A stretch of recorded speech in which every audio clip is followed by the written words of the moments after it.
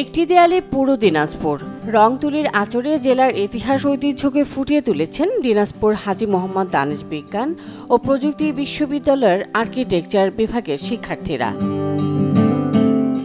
দেয়ালচিত্রে দিনাজপুরের বিখ্যাত ঈদগাহ মিনারকে কেন্দ্রে রাখা হয়েছে। এর আশপাশে স্থান পেয়েছে হাজী মোহাম্মদ দানেশ বিজ্ঞান ও প্রযুক্তি বিশ্ববিদ্যালয়ের প্রধান ফটক, তেভাগা আন্দোলনের দুই বীর সিধু কানুর প্রতিকৃতি। এছাড়া স্থান পেয়েছে নয়াবাদ মসজিদ, ঐতিহ্যবাহী কান্তজীয় মন্দির, দিনাজপুর রাজবাড়ি, কাঞ্চন ব্রিজ, দ্বীপ শিক্ষা স্কুল, আশুরার বিল, শালবন নদী ও দিনাজপুরের প্রাকৃতিক সৌন্দর্য।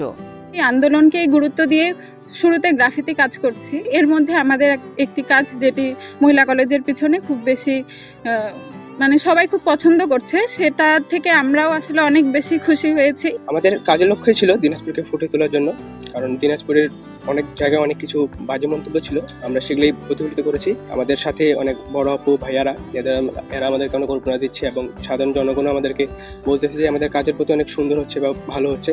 এই অনুপ্রেরণাতে আমরা আরো কাজ করার অনুগ্রহ পেয়েছি। চিত্রকর্মটা যখন আমরা প্রথমে করতেছিলাম তখন ওখানেই আমাদের দেখা গেছে যে একজন অটোওয়ালা মামা পর্যন্ত এসে বলতেছে যে মামা খুব সুন্দর হচ্ছে বা এটা করেন। এই জায়গা থেকে যেরকম আমরা ইন্সপায়ার হয়েছি পজিটিভ ভাবে, সেভাবে আশেপাশের মানুষরাও যে ইন্সপায়ার হয়েছে এটা আমরা নিজেরাই প্রুফ আর কি ওখানে কাজ করার ক্ষেত্রে। সারা বাংলাদেশেই তো আর্ট হচ্ছে বিভিন্ন জায়গায়, তো দিনাজপুর শহরকে আর কি ফোকাস করে দিনাজপুর শহর সামনে আসবে এরকম কিছু একটা করতে চাচ্ছিলাম। আন্দোলন রিলেটেড অনেক কিছু কাজে আমরা করছি, যেরকম হচ্ছে পুলিশকে বাঁচানো, আমাদের স্টুডেন্টরা পুলিশকে বাঁচাইছে, আবার পুলিশরাও হচ্ছে আমাদের স্টুডেন্টের উপর যেরকম হচ্ছে আক্রমণ করছে সেগুলো রিলেটেডও অনেক হচ্ছে আমাদের পোস্টার করা হয়েছে, গ্রাফিতি করা হয়েছে। ভিন্নধর্মী নান্দনিক এমন কাজের প্রশংসায় ভাসছেন শিক্ষার্থীরা। যারা এই চিত্র অঙ্কন করতেছে তাদেরকে আন্তরিকভাবে অনেক ধন্যবাদ জানাই।